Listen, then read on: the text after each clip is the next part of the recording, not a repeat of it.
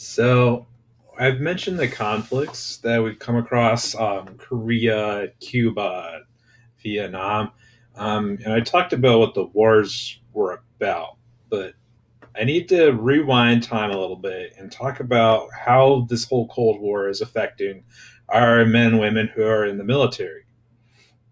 So let's back up to just after World War II. Okay, it's the 1940s, right before the 1950s.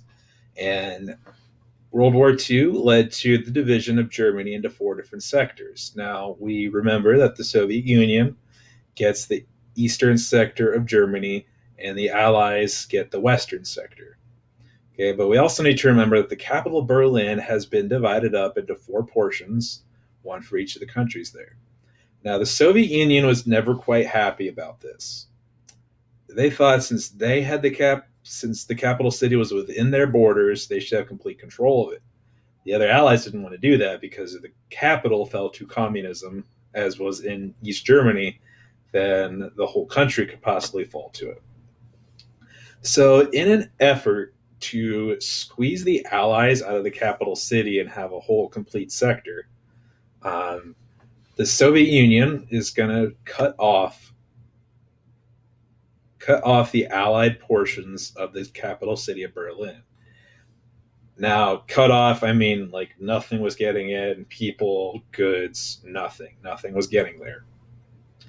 So, thus begins an event called the Berlin Airdrop, where the Allies say, hey, well, if you're not going to let us in by road, we're going to make sure the capital city, our part of the capital city, doesn't starve.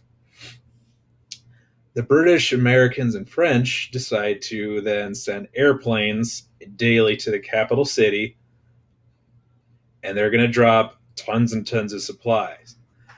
In the beginning, they were sending about 5,000 tons of supplies by plane per day into Berlin, and they were just dropping it there because remember, the Soviet Union put up the Berlin Wall.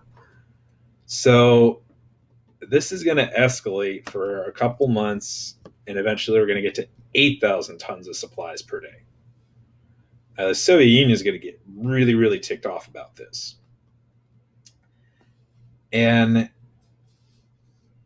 yes, the people in Berlin were getting what they needed, but the Soviet Union just kind of saw this as, we're spitting in their face.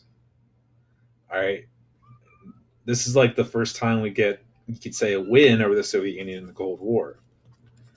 Well, the Soviet Union was not about that life.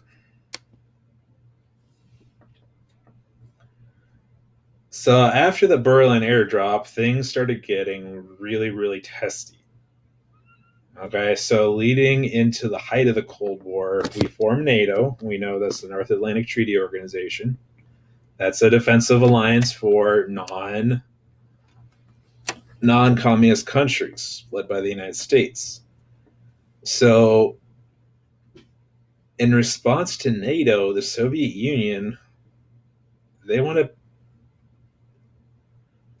to shore up their power in Eastern Europe. So they formed the Warsaw Pact. So any country that had been dominated by the Soviet Union is part of this pact. And if the countries of the west of NATO decided to attack any of the countries of the east or the Warsaw Pact, then things are going to go south real quick. So now we have two massive alliances, even bigger than what we had for World War II, going against each other.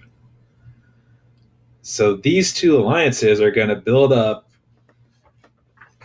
large armies, lots of military equipment, and we're just going to have massive armies that if the United States ever sent military toward the Soviet Union, it was going to come to nukes because remember, the policy of massive retaliation is still in effect.